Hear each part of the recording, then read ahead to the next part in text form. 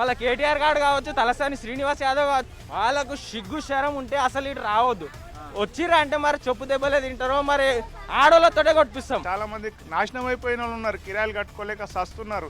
నీకేం దొరా మంచిగా కొలుకుతున్నావు ఏసీ రూమ్లా. ఫామ్ హౌజుల్లో ఎవరికి వాళ్ళుగా చాలా సేఫ్గా మీరు సెక్యూరిటీగా ఉన్నారు, కానీ ఇక్కడ ప్రజలు మాత్రం చిన్న చిన్న గుడిసెల్లో అత్యంత దయనీయమైన బతుకులు బతుకుతున్నారు. మొన్న వచ్చిన వాహనాలకైతే అసలు ఏం లేదు.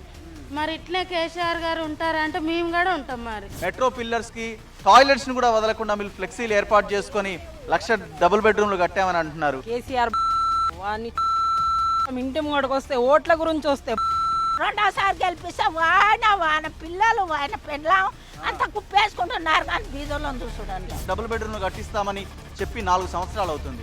ఏం చేస్తున్నారు? బోజగుట్టే కాదు, ఇలాంటి స్లమ్ ఏరియాలు, పేద ప్రజలు, నిరుపేదలు, అత్యంత పేద ప్రజలు నివసిస్తున్న ఏరియాలు చాలా ఉన్నాయి.